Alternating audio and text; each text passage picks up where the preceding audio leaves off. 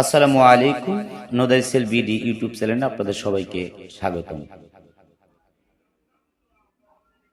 যারা এই ইউটিউব চ্যানেলে নতুন, অবশ্যই চ্যানেলটি সাবস্ক্রাইব করবেন এবং পাশে থাকা বেলটি চেপে দেবেন, যাতে করে সবার আগে আহলে বায়াতের কথাগুলো আপনাদের কাছে পৌঁছে যায়।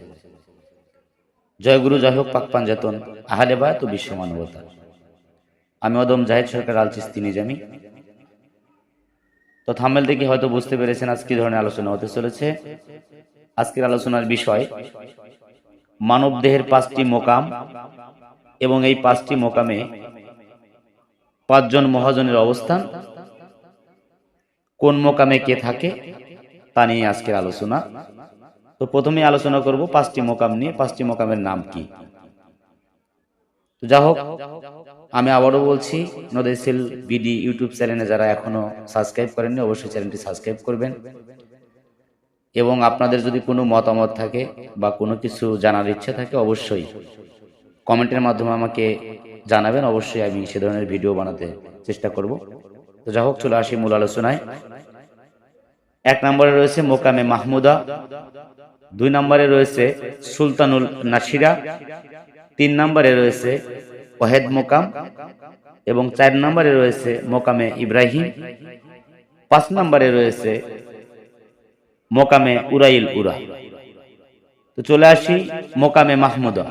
প্রথম 1 নম্বরে রয়েছে মোকামে মাহমুদা। এই মোকামে মাহমুদায় যার অবস্থান রয়েছে হযরত মুহাম্মদ সাল্লাল্লাহু আলাইহি ওয়াসাল্লাম। দ্বিতীয় মোকাম সুলতানুল নাসিরা, এখানে অবস্থান করছেন খাজা মঈনুদ্দিন চিশতি রাহমাতুল্লাহ আলাই।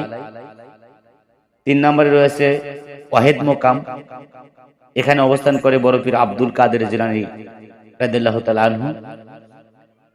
4 নম্বর মোকামে ইব্রাহিম, এখানে অবস্থান করেন হযরত ইব্রাহিম আলাইহিস সালাম। মোকামে উরাইল উরা, এখানে অবস্থান করেন ইমাম হাসান এবং হুসাইন রাদিয়াল্লাহু তাআলা আনহু। তো আজকের মতো এখানেই আমার সংক্ষিপ্ত আলোচনা শেষ করব। তার আগে আমি আবারও সবার কাছে করজোড়ে বিনম্র অনুরোধ করে বলছি, যারা আমাদের এই আহলে বায়াত পাক পাঞ্জাতনকে ভালোবাসেন, অবশ্যই আমাদের চ্যানেলের সাথে থাকবেন এবং লাইক কমেন্ট শেয়ার করবেন, যাতে করে পাক পাঞ্জাতন আহলে বায়াতের কথাগুলো সবার কাছে পৌঁছে যায়, সবার কাছে চলে যায়।